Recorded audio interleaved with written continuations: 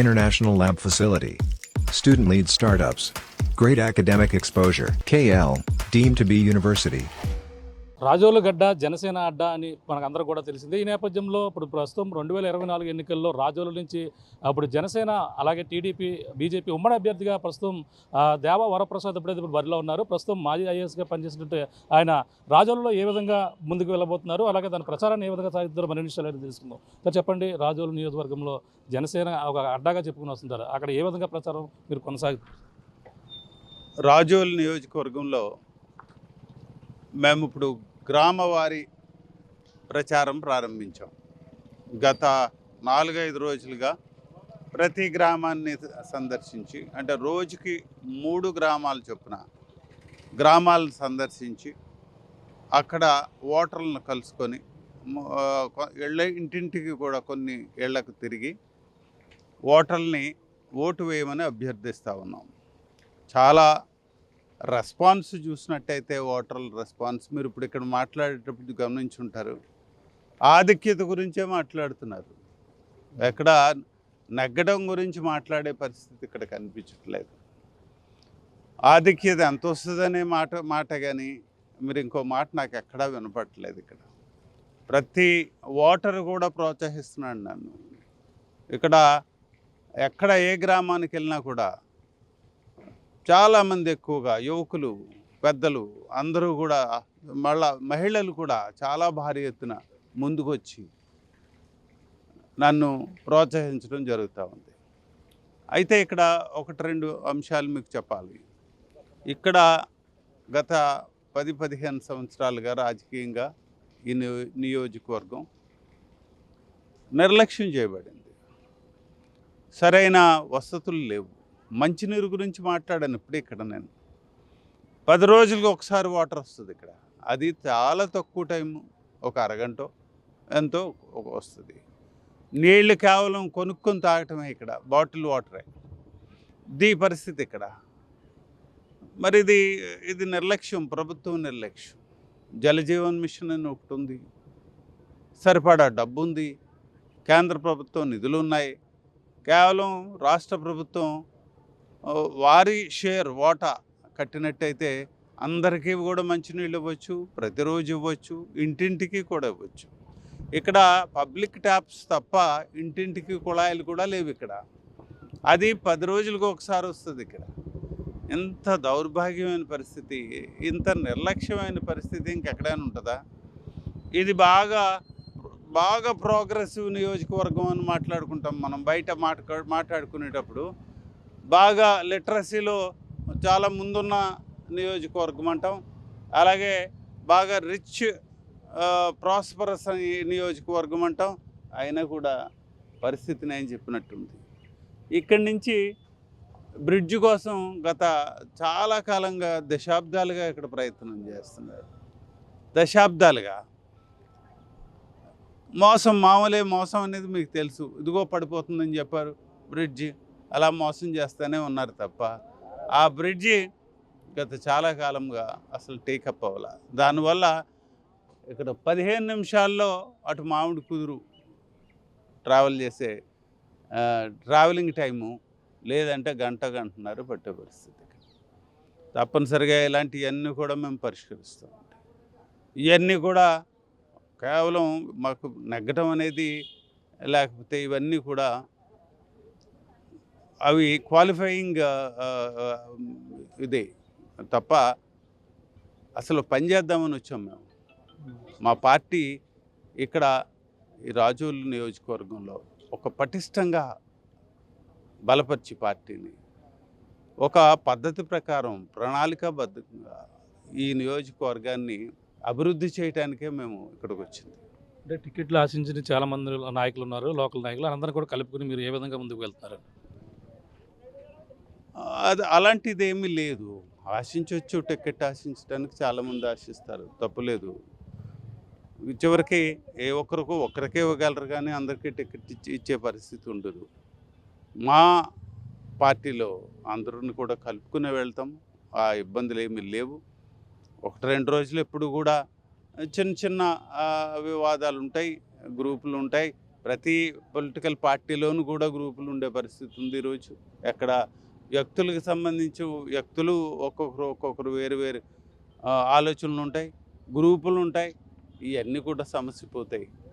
తప్పనిసరిగా ఒక పద్ధతి ప్రకారం ప్రణాళికాబద్ధంగా అభివృద్ధి చేసి ఈ నియోజకవర్గాన్ని ఒక జనసేనకు అడ్డాగా తయారు చేయాలనేది ఒక నిర్దిష్టమైన ప్రణాళిక. దాంతోపాటు ఈ సమన్వయంతో మిగిలిన పార్టీలు, ఈరోజున మేము జనసేన తెలుగుదేశంతో పనిచేస్తున్నాం, అలాగే భాజపాతో పనిచేస్తున్నాం. వీరిని సమన్వయపరుచుకొని సక్రమైన పద్ధతిలో తీసుకెళ్ళి వీళ్ళందరినీ కూడా కోఆపరేషన్ తీసుకుని వారి దగ్గర పూర్తి స్థాయిలో వారికి ఉన్న బలాన్ని సమీకరించి ఒక సింగిల్ డైరెక్షన్లో తీసుకెళ్ళి అత్యధిక మెజార్టీని, గతంలో మీకు తెలుసు 50,000 సుమారు, లేకపోతే 45,000 ఒక పార్టీకి వస్తే ఇంకో పార్టీకి 49,000, ఇంకో పార్టీకి 50,000 వచ్చిన పరిస్థితి. దీంట్లో ఇప్పుడు 2 పార్టీలు కలిసి పోటీ చేస్తున్నాయి. నేను చెప్పింది హాస్యాస్పదమైన విషయం కాదు. ఎందుకంటే మెజారిటీ కోసం అనే మాట ఇప్పుడు 2 పార్టీలు ఎప్పుడైతే కంబైన్ అయినవి ఇక్కడ దాని బలం డబల్ కంటే ఎక్కువ అవుతుంది. కాబట్టి అలాంటి పరిస్థితుల్లో నేను ఈ విజయం గురించి మీకు ముందుగా చెప్పిన మాట అది. అలాంటిది ఏమి లేదు ఇక్కడ, పొరపచ్చాలు ఏమి లేవు. అంతా కూడా సవ్యముగా సక్రమంగా పద్ధతి ప్రకారంగా జరుగుతోంది. మేము వీళ్ళందరినీ కూడా ఓటర్లను సమాయత్తపరుచుకుని నాయకులందరినీ కూడా ఏకదాటిపై తీసుకొచ్చి మేము ఈ ప్రచారాన్ని ఒక పద్ధతి ప్రకారం ముందుకు తీసుకెళ్ళాం. 2019 ఎన్నికల్లో చూసుకుంటే ఏకైక జనసేన నుంచి గెలిచిన నియోజకవర్గంగా గతంలో పేరు ఉంది.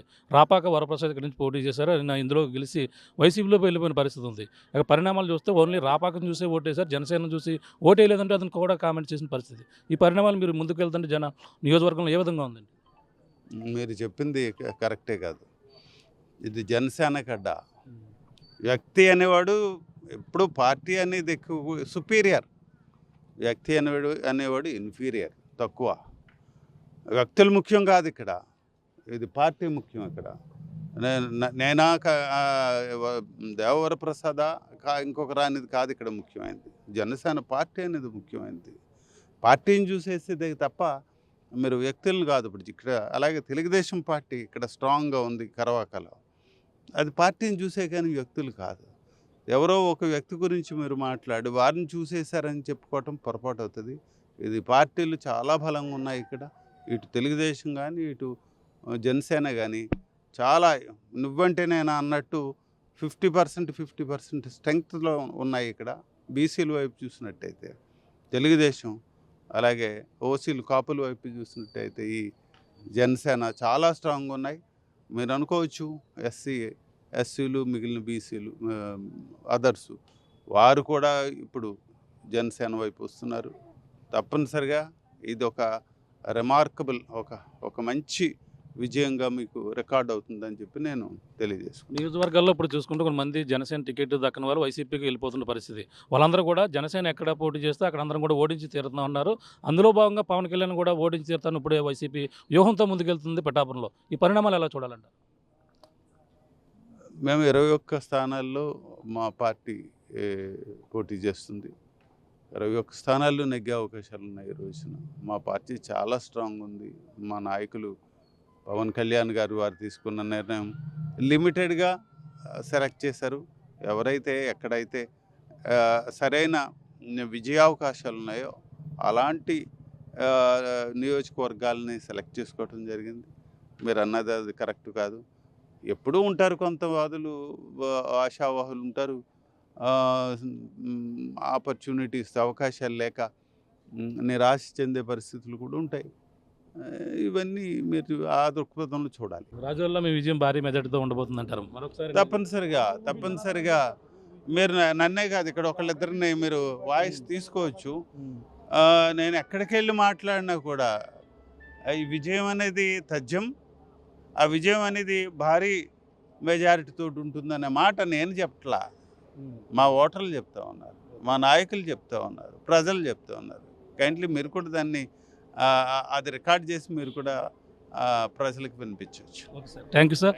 చూస్తున్న రాజోల్లో చూసుకుంటే మరొకసారి రాజోలు గడ్డ జనసేన అడ్డగా మరొకసారి భారీ మెజార్టీతో గెలవబోతుంది. ఏదైతే మా నాయకుడిపై చేసిన కుట్ర ఏదైతే ఉందో అన్నీ కూడా ఈ విధంగా నియోజకవర్గం కావచ్చు అన్ని కూడా రాజోల్లో భారీ మెజార్టీతో గెలుపొందుతున్న పరిస్థితి ఉన్నది. అలాగే జనసేన ఎక్కడైతే పోటీ చేస్తుందో 21 స్థానాల్లో పాటు అలాగే ఎంపీ స్థానాల్లో కూడా భారీ మెజార్టీతో ప్రజలు ఆదరించేందుకు అలాగే ఎక్కడైతే గెలిచే అవకాశం ఉందో ఆ సీట్లు మేము ఎంచుకోవడం జరిగింది. తప్పకుండా జనసేన నాయకుడు పవన్ కళ్యాణ్తో పాటు అన్ని ప్రాంతాల్లో కూడా తప్పకుండా జనసేన విజయం దాకా ముగించింది. రాష్ట్రంలో జనసేన టీడీపీ బీజేపీ మొత్తం అధికారంలో రాబోతుందంటూ అలాగే రాజోలు నియోజకవర్గంలో ఉన్నటువంటి ఇప్పుడు ఉమ్మడి అభ్యర్థిగా ఉన్నటువంటి దేవ వరప్రసాద్ చెప్తున్న పరిస్థితి ప్రధానంగా ఉందని చెప్పాలి. ఇది కూడా ఉన్న తాజా పరిస్థితి. కెమెరా రాముతో ప్రకాష్, ఆర్టీవీ, రాజోలు నుంచి. మరిన్ని వీడియోస్ కోసం ఛానల్ ని సబ్స్క్రైబ్ చేయండి, లేటెస్ట్ అప్డేట్స్ కోసం వాట్సాప్ ఛానల్ ని ఫాలో చేయండి అండ్ లింక్ డిస్క్రిప్షన్ లో ఉంది.